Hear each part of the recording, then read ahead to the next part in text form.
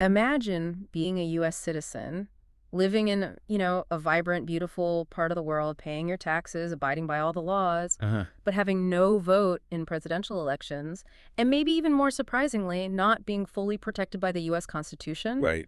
And then think about this. What if the place you called home didn't even have its own constitution?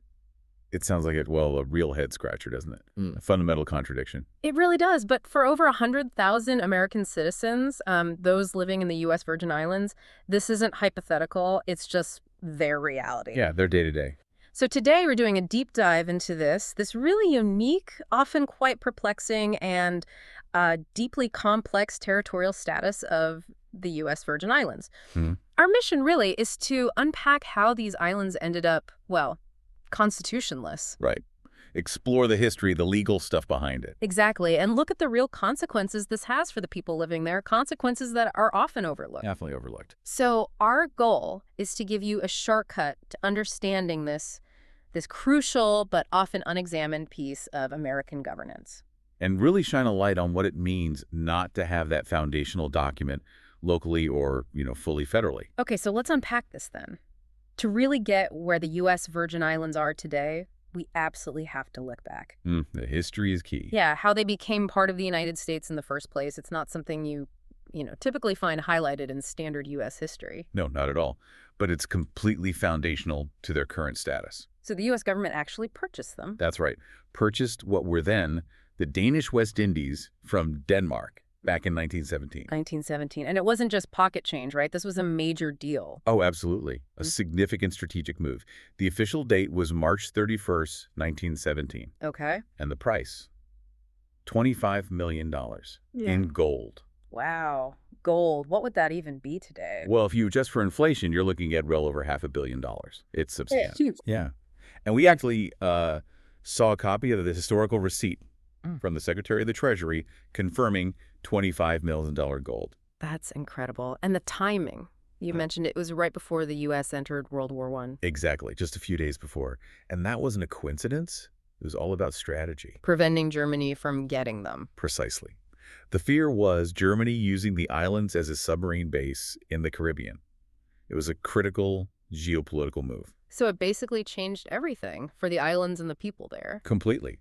Switched them from a Danish colony to an American territory with all the baggage and complexity that came with it. Right. So they become U.S. territory. But it wasn't like, boom, instant self-government or statehood track, was it? Oh, not even close. This is where the path really, really diverges from, the typical story of territories becoming states. So what happened right after the purchase? How were they governed? Well, for almost 20 years. Get this. They were governed directly by the U.S. Navy. The Navy, seriously? Yeah. The military was running civilian life. Everything from, public health, schools, roads. With little local input, I imagine. Pretty much. From 1917 to 1936, they were basically under martial law, not civilian rule. Wow. That really underscores the whole acquired property idea rather than, a community joining the fold. Exactly. It was a far cry from self-determination. Okay, so 20 years of Navy rule. That sets a very different tone right from the start. What was the first step away from that? Well, things started to shift slowly in 1936. That's when Congress passed the first Organic Act of the Virgin Islands. An Organic Act. So for people who aren't familiar, what exactly is that? Is it like a constitution? Sort of, but not really. It's basically a charter, a governing document passed by Congress for the territory. So it's imposed from the outside, not created by the people living there. Precisely. That's the crucial difference. But the 1936 Act was important because it moved things towards a more civilian setup, away from direct Navy control. So it allowed for some local government. Yeah, it laid the groundwork, a legislative assembly, a governor appointed locally, but still lots of federal oversight. And even that took time to evolve further, right? There was another step later. The 1936 Act got amended in 1954, the Revised Organic Act. Okay, 1954. And that gave them more control. It did, yeah. More autonomy, theoretically. A bit more power over their own government. But even then, there was still a lag in getting basic democratic rights, wasn't there? A significant lag. Yeah. Despite that 54 Act allowing for, a stronger legislature and an appointed civilian governor. It still took ages for them to actually elect their own governor. Right. Another 16 years. It wasn't until 1970. Wow, 1970. That's 53 years after they became U.S. territory. 53 years. It really shows this systemic reluctance, maybe, to extend full democratic rights quickly. Yeah, a kind of conditional citizenship seems to be the theme. It's a very slow, drawn-out process. Incredibly protracted. Basic rights granted almost grudgingly over half a century. So that 1954 Organic Act, the revised one, that's still the basis for their government today. Largely, yes. And what does that structure look like? Because you said on the surface, it looks kind of like a U.S. state government. It does, yeah. At first glance, it seems familiar if it follows the classic separation of powers model you see in the States. Okay, so 3 branches. Yep. You've got the executive branch, headed by a governor who's popularly elected now. Right, since 1970. Since 1970. And that governor appoints the heads of the various departments. Okay. And the legislative. That's a single body, unicameral, 15 senators, also popularly elected. They make the local laws. 15 senators, okay. Yeah. And judicial. There's the U.S. Virgin Islands Supreme Court. It handles the territory's legal system, interprets local laws. So, yeah, when you lay it out like that, governor, legislature, Supreme Court, it sounds pretty standard. It sounds like a working democratic government. Seems like it, right? Projects that image of, normal self-governance. And this is the absolute crux of the matter. While the structure looks similar, There's a fundamental difference. a massive one. Yeah. It all comes back to the fact that the U.S. Virgin Islands do not have their own local constitution. Right. And crucially, they aren't fully guaranteed protection under the main U.S. Constitution because of their territorial status. That's the core issue we're digging into. Their whole government rests on that Organic Act imposed by Congress. Not on a document they created and ratified themselves. And that impacts absolutely everything. Which brings us right to this core problem, territorial inequality. Yeah. And the big question, why? Why aren't they automatically protected by the U.S. Constitution? Like, you'd think you're a U.S. citizen living under the U.S. flag. Shouldn't the Constitution just On the fly ex proprio viol. right, by its own force? You would think so. But the legal reality, which frankly feels really out of step today, Yeah. it all stems from a series of Supreme Court rulings. Way back 1901 to 1922. Okay, early 20th century. What prompted those? It was right after the Spanish-American War. The U.S. suddenly had all these new territories, Puerto Rico, Guam, Yeah. the Philippines. Ah, okay. And later the Virgin Islands purchase fits into that era, too. Exactly. So the court had this brand new question. How does the Constitution apply to these, distant islands with different cultures, different legal histories? It wasn't like adding contiguous land out west. Right, a totally different context. Totally. And these rulings, they're known collectively as the Insular Cases. The Insular Cases. Okay. And they basically set the rules. They decided which constitutional rights territories get and which they don't. And the main takeaway was? The core verdict was that constitutional rights do not automatically apply ex proprio vigor to what the court called unincorporated U.S. territory. I mean, unincorporated. Okay, that word seems critical. It created like a different class of territory and by extension, citizenship. It's precisely. That distinction became everything. So the court came up with this incorporation approach, 2 tiers of territories. Can you break that down? Sure. The Insular Cases basically said there are incorporated territories and unincorporated ones. So incorporated means? Incorporated territories were the ones the court figured were definitely on the path to becoming states. Like, think Alaska or Hawaii before statehood. Gotcha. And for them? They got the full direct protection of the U.S. Constitution. They were seen as, fully part of the plan. Okay. But then there's unincorporated. Right. And that's where places like the U.S. Virgin Islands landed. These were seen differently. Maybe not destined for statehood, more like possessions. So possessions don't automatically get all the rights? According to the Insular Cases, no. They only automatically got a select few constitutional rights, like maybe fundamental rights, but not the whole package. And Congress gets to decide which other rights apply. Essentially, yes. Congress was given enormous power to pick and choose which parts of the Constitution extended to these unincorporated territories. And the U.S. Virgin Islands were, and still are, unincorporated. Still are today. Which means for over a century, their fundamental rights have been subject to this sort of partial, conditional application of the Constitution. It's a system where Congress basically holds all the cards on their rights. Almost absolute power, yeah. That's quite a framework. And the source we looked at points out something pretty disturbing about the origins of these Insular Cases rulings. It mentions the underlying thinking, the premises. What were they and why are they so problematic now? Well, the source is very direct. It says the rulings were based on racist and undemocratic premises. Okay. Like what specifically? It mentions things like the burden of superior peoples. This idea that, certain races were more advanced and had a duty to govern others. Wow. And also the idea that democracy and colonialism could be fully compatible, which, looking back, seems completely contradictory. Yeah, completely. These were common ideas back then, though, turn of the 20th century. Unfortunately, yes. Very pervasive ideologies used to justify empire building, controlling diverse populations. And the legal arguments actually reflected this, calling people alien races. They did. Arguments were made characterizing the inhabitants of these new territories fundamentally different, maybe incapable of self-government in the American style. And that justified giving them fewer rights. That was the justification used, yes. A different, lesser application of the Constitution. And the source's analysis is that these ideas are just. Long become unacceptable and obsolete. I mean, that's putting it mildly. Right. So the legacy isn't just the legal rule, it's the fact that it came from this thinking. Exactly.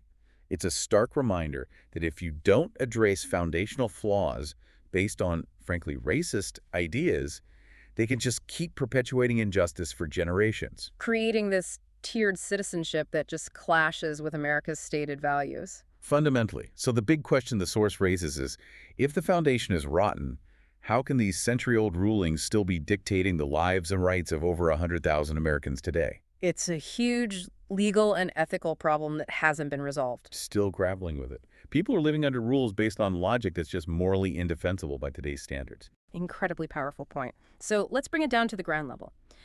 Beyond the legal history, what does this unincorporated status actually mean for people in the U.S. Virgin Islands, like in their daily lives? Right, the tangible impacts. How does it show up in terms of their rights or lack thereof? Well, the consequences are immediate and really pervasive. What? One of the biggest is the lack of full federal representation and voting rights. Okay, so representation, they have someone in Congress, right? They do, a representative in the U.S. House.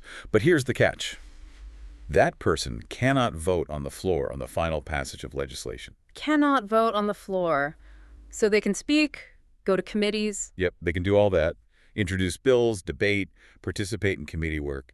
But when it comes down to the final yay or nay on a law that affects the whole country, including their home, They have no vote.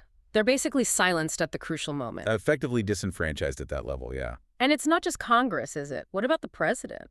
That's the other big one. People living in the U.S. Virgin Islands, even though they are full U.S. citizens. Pay federal taxes, follow federal laws, serve in the military. All of that. But they cannot vote in presidential elections. No say in choosing the head of the executive branch, the commander-in-chief. Wow. So no vote for president, no real vote in the House. Right. And the consequence, as the source points out, is that it makes it very difficult for the territory to gain more rights through changes in policy. Because they have no leverage. Exactly. Essentially no say in Congress or the U.S. government as a whole. It creates this vicious cycle. Lack of representation means they can't effectively push for more rights, which keeps them lacking representation. It's a frustrating, self-perpetuating loop, stuck in place by the system itself. And this isn't just abstract history. There's that example from 2017 you mentioned. Yeah, March 31st, 2017. The date itself is significant, the centennial of the transfer. Okay. And the representative at the time, Stacey Plaskett. She made this really stark comment to dignitaries, both from the mainland and the islands. What did she say? The source quotes her directly.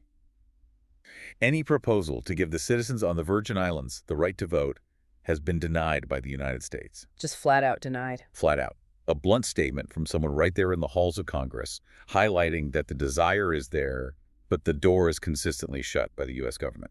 That really paints a picture of this ongoing struggle. It absolutely does. Yeah. It shows this pattern. The lack of a real voice traps them in this system. Perpetually second-class citizens, in a way.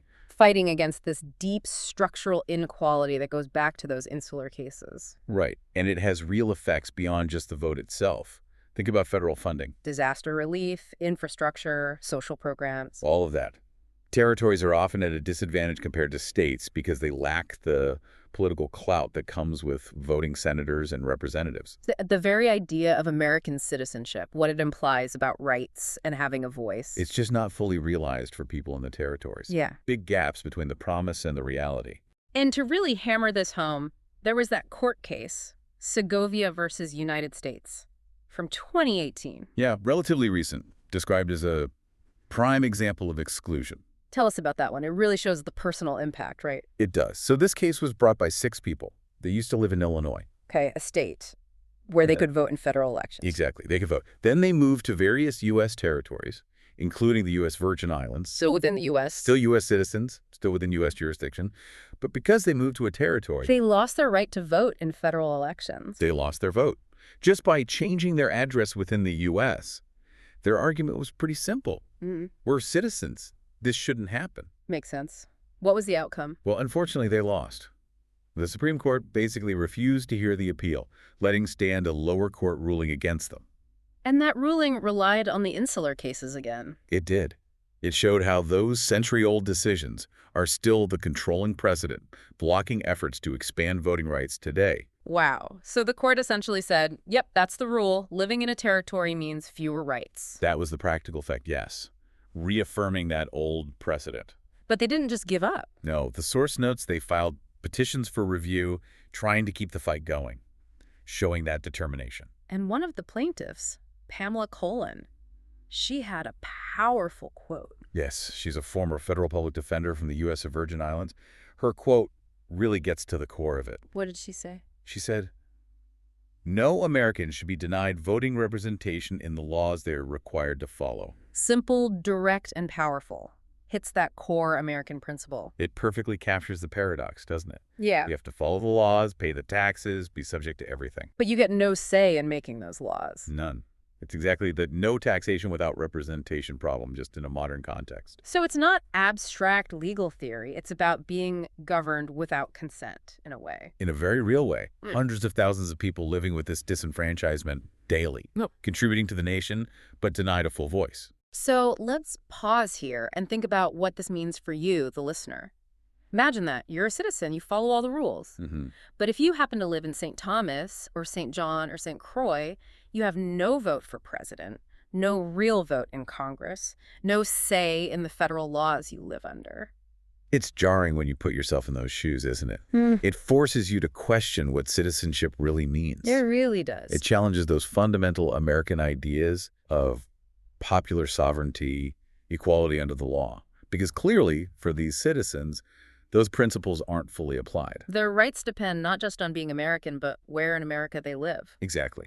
Geography determines your level of democratic participation, which feels fundamentally unequal. Okay, so given all these limitations, this really difficult status, what's the path forward? What's the proposed solution to give the U.S. Virgin Islands more control, more protection? Because clearly the current situation isn't sustainable if you believe in democratic principles. Right. Well, the source points to a very direct and I think quite logical solution. Allow the U.S. Virgin Islands to create and ratify their own constitution. Their own local constitution, okay. Yeah. Why is that seen as so crucial? They have the Organic Act, right? They do, but remember, the Organic Act is external. It's from Congress. A constitution would be internal, from the people themselves. So it's about self-determination. Fundamentally, it's about empowerment, localized governance, creating a foundational legal document that actually reflects the will of the people it governs, tailored to their specific needs. Moving away from having Congress dictate the basics. Exactly. So why is it crucial? Well, first, it would allow for more appropriate and specialized laws. Tailored to island life. Precisely. Think about it, the challenges in the USVI, climate change impacts, managing tourism, cultural preservation. They're unique. Not the same as the challenges in, say, Nebraska. Not at all. A local constitution could directly address those specific island realities in a way the Organic Act or even the U.S. Constitution never could. Okay, so better, more relevant laws. What else? The biggest thing, maybe, is that it would finally give residents a real voice in the way they're governed, at least at the local level. How so? More than the Organic Act gives them. Yes, because an Organic Act can be changed by Congress anytime, unilaterally. A constitution adopted by the people is their supreme law for the territory. Ah, so it provides more stability, more protection against federal whims. Much more. It anchors their rights and governmental structure in a document they created and approved. It's a stronger foundation for self-rule. So instead of just having to follow laws that might not fit or might feel unfair, They'd be able to shape their own legal framework, grounded in their own constitution. They could vote for laws and leaders that are fair and fit their needs, as the source says. Laws reflecting their culture, their specific economic or environmental challenges. Exactly. It's about having a government that's truly of the Virgin Islands, by the Virgin Islands, and for the Virgin Islands, at least locally. Providing that legal permanence and security that an externally imposed act just can't. Right. It offers a sense of ownership and stability. Okay, that sounds like a very clear, very necessary step, a foundation for genuine self-government. Have they tried to do this before? Oh, yes. This isn't a new idea at all. It's something the people there have been working towards for a long, long time. Really? The source says they've made many attempts to provide the islands with their own governing document. Over decades. Decades? Like when? It lists specific years they actually elected constitutional conventions just for this purpose. Yeah. 1964, 1971, 1977, 1980, and then again most recently in 2007. Wow, 5 different attempts spanning over 40 years. 5 times they elected people specifically to write a constitution. That shows a really clear, persistent desire from the community itself. But they still don't have one today. That's the kicker. What happened? Why did all 5 of those attempts fail? That's the unfortunate and complex part of the story. Despite all that effort, every single one of those conventions ultimately failed to produce a constitution that was accepted and put into effect. Why? What were the roadblocks? It seems like if the people want it and they elected conventions. It raises that exact question, doesn't it? Why the persistent barriers? Now, our source doesn't go into exhaustive detail on each failure, but looking at how these things often play out in territories, you usually see a mix of factors. Like what? Internal disagreements. Often, yes. Big disagreements within the islands themselves about what should be in the Constitution. How much power for the governor versus the legislature? What rights should be included? How should it define citizenship status or relationship with the U.S.? Getting consensus can be really tough. So internal politics. What about the U.S. government's role? That's the other major factor. Any constitution they write has to be compatible with federal law and the U.S. Constitution. Congress often gets final approval. Ah, so Congress could reject a draft. Absolutely. If Congress felt the proposed constitution went too far, claimed too much autonomy, or conflicted with federal interests, they could, and sometimes have in other territories, send it back. Or maybe the draft gets written, but then the local voters reject it. That happens too. Sometimes a draft might emerge from the convention, but it doesn't get enough popular support in a referendum. Maybe people felt it didn't go far enough, or went too far, or didn't address their specific concerns. So it's this complicated dance. It really is. Between local politics, building consensus on the islands, and then navigating the relationship and approval process with the federal government, which ultimately holds the reins because of that territorial status. So it's not just, do you want a constitution? It's, can you agree on one, and will the U.S. approve it? That sums it up pretty well. A multi-layered challenge. But despite all these setbacks, the desire is still there. Absolutely. What really comes through is the resilience. The source makes it clear. The U.S. Virgin Islands are not giving up. Still fighting for more rights, more protection. This fight seems like it will likely not end anytime soon. It's a testament to their commitment to achieving fuller democracy and legal standing. Okay, so let's try to wrap this up. To tie it all together, what have we really learned here about the U.S. Virgin Islands? And maybe more importantly, what does it mean for you listening to understand this status? Yeah, the big takeaways. I mean, the core fact is just sobering.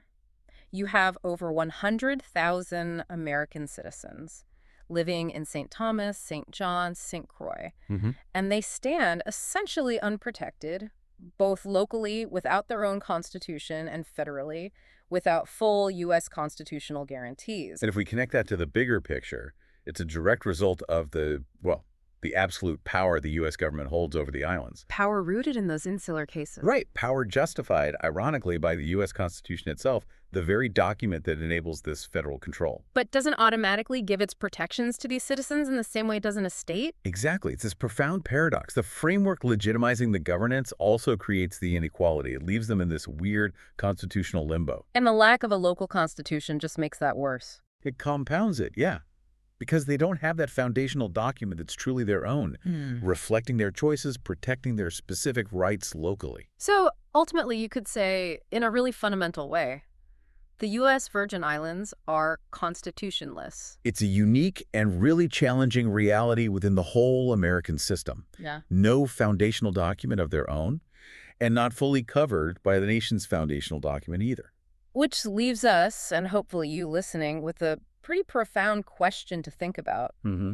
What does it really mean to be a citizen in a Right. democracy when the very protections, the representation, the basic legal framework you expect, Can be withheld or diminished just based on where you happen to live within that nation. it really forces us to confront our ideas about equality and rights in America? It absolutely does. It raises that critical question. How do we define and how do we ensure equality under the law? Not just state by state, but across all U.S. territories and commonwealths. It's a dimension of American democracy that just doesn't get enough attention. Definitely flies under the radar.